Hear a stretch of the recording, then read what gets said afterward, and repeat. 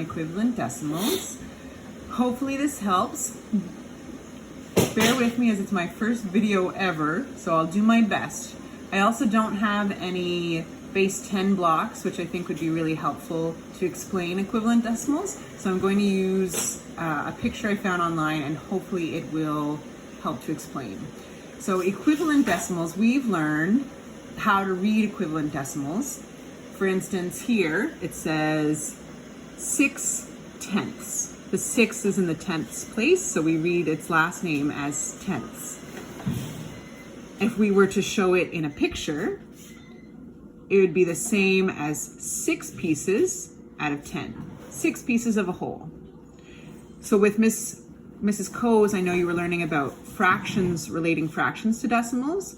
So 6/10 can be written as a decimal, or it can be written as 6/10, 6 out of 10 pieces.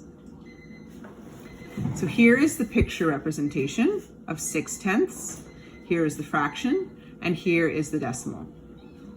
Okay, so if we were to relate 6/10 to a fraction, we'd have 6/10. So now when we're going to do an equivalent decimal, all we have to do is take each piece and break it into smaller pieces. So 6/10, if we broke each of these rectangles into 10 pieces, and each of these rectangles into 10 pieces, we'd have 100 pieces in total, and we'd have 60 colored in. The same amount is colored, we've just made it into smaller pieces of the whole. Okay, so let's look at this picture. So here is 100 pieces with 60 colored. So it's still 6/10 because there are 6 out of 10 pieces, just like this one.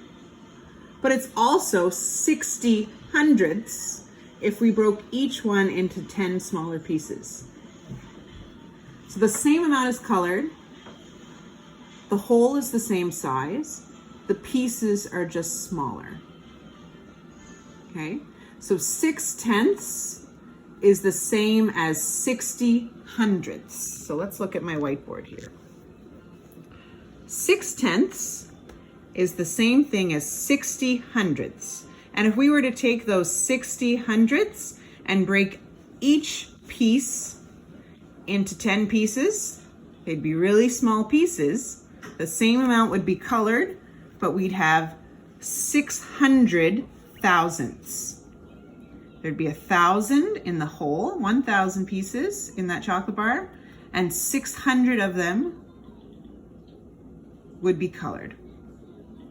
So all of these decimals are equivalent, okay? And an easy way to think of it is you can add a 0 at the end, and that would be considered an equivalent decimal.